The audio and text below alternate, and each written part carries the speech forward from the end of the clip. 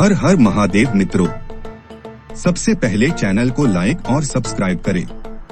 आज शुरू करते हैं शिव पुराण के विद्येश्वर संहिता छठा अध्याय ब्रह्मा विष्णु युद्ध। नंदिकेश्वर बोले, पूर्व काल में श्री विष्णु अपनी पत्नी श्री लक्ष्मी जी के साथ शेषशय्या पर शयन कर रहे थे। तब एक बार ब्रह्मा जी वहां पहुँचे और विष्णु जी को पुत्र कहकर पुकारने लगे, पुत्र उठो, मैं तुम्हारा ईश्वर तुम्हारे सामने खड़ा हूँ। यह सुनकर विष्णु जी को क्रोध आ गया। फिर भी शांत रहते हुए वे बोले, पुत्र तुम्हारा कल्याण हो, कहो अपने पिता के पास कैसे आना हुआ। यह सुनकर ब्रह्मा जी कहने लगे, मैं तुम्हारा रक्षक हूँ, सारे जगत का पितामह हूँ, सारा जगत मुझ में निवास करता है। तू मेरी नाभि कमल से प्रकट होकर मुझसे ऐसी बातें कर रहा है। इस प्रकार दोनों में विवाद होने लगा। तब वे दोनों अपने को प्रभु कहते कहते एक दूसरे का वध करने को तैयार हो गए। हंस और गरुड़ पर बैठे दोनों परस्पर युद्ध करने लगे।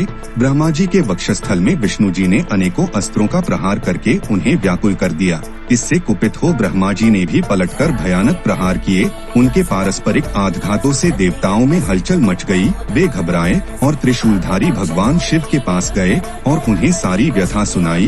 भगवान शिव अपनी सभा में उमा देवी सहित सिंहासन पर विराजमान थे और मंद मंद मुस्कुरा रहे थे। आगे सुनते हैं अध्याय 7 शिव पुराण विद्येश्वर संहिता। 7वां अध्याय शिव निर्णय।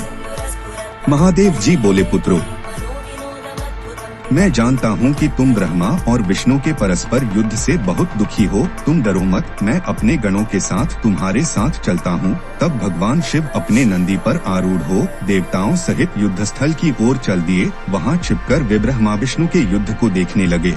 उन्हें जब यह ज्ञात हुआ कि वे दोनों एक दूसरे को मारने की इच्छा से माहेश्वर और पाशुपात अस्त्रों का प्रयोग करने जा रहे हैं, तो वे युद्ध को शांत करने के लिए महाअग्नि के तुल्य एक स्तंभ रूप में ब्रह्मा और विष्णु के मध्य खड़े हो गए।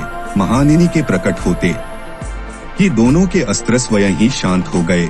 अस्त्रों को शांत होते देखकर ब्रह्मा और विष्णु दोनों कहने लगे कि इस अग्नि स्वरूप स्तंभ के बारे में हमें जानकारी करनी चाहिए। दोनों ने उसकी परीक्षा लेने का निर्णय लिया। भगवान विष्णु ने शूकर रूप धारण किया और उसको देखने के लिए नीचे धरती में चल दिए। ब्रह्मा जी हंस का रूप धारण करके ऊपर की ओर चल दिए। पाताल में बहुत नीचे जाने पर भी विष्णु जी को स्तंभ का अंत नहीं मिला। आठ वे वापस चले आए। ब्रह्मा जी ने आकाश में जाकर केतकी का फूल देखा। वे उस फूल को लेकर विष्णु जी के पास गए।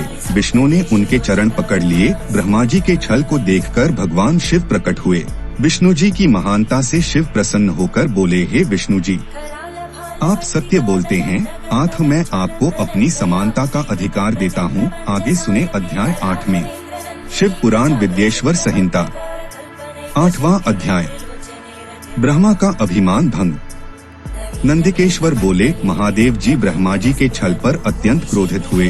उन्होंने अपने त्रिनेत्र तीसरी आंख से भैरव को प्रकट किया और उन्हें आज्ञा दी कि वह तलवार से ब्रह्मा जी को दंड दें।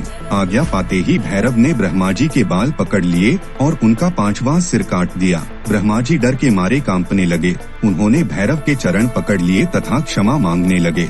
इसे देखकर श्री विष्णु ने भगवान शिव से प्रार्थना की कि आपकी कृपा से ही ब्रह्मा जी को 5वां सिर मिला था, अतः आप इन्हें क्षमा कर दें। तब शिव जी की आज्ञा पाकर ब्रह्मा को भैरव ने छोड़ दिया। शिव जी ने कहा, तुमने प्रतिष्ठा और ईश्वरत्व को दिखाने के लिए छल किया है, इसलिए मैं तुम्हें शाप देता हूँ कि तुम सत्कार, स्थान व उत्सव से विहीन रहोगे। ब्रह्मा जी को अपनी गलती का पछतावा हो चुका था। उन्होंने भगवान शिव के चरण पकड़कर क्षमा मांगी और निवेदन किया कि वे उनका 5वां सिर पुनः प्रदान करें। महादेव जी ने कहा, जगत की स्थिति को बिगड़ने से बचाने के लिए पापी को दंड अवश्य देना चाहिए ताकि लोक मर्यादा बनी रहे। मैं तुम्हें वरदान देता हूँ कि तुम गणों के आचार्य कहलाओगे और तुम्हारे बिना यज्ञ पूर्ण न होंगे। फिर उन्होंने केतकी के पुष्प से कहा, अरे दुष्ट केतकी पुष्प, अब तुम मेरी पूजा के अयोग्य रहोगे। तब केतकी पुष्प बहुत दुखी हुआ और उनके चरणों में गिरकर माफी मांगने लगा। तब महादेव जी ने कहा, मेरा वचन तो झूठा नहीं हो सकता, इसलिए तू मेरे भक्तों के योग्य होगा। इस प्रकार तेरा जन्म सफल हो जाएगा। हमारे साथ बने रहने और संपूर्ण शिव पुराण सुनने के लिए चैनल को सबसे पहले सब्सक्राइब करें।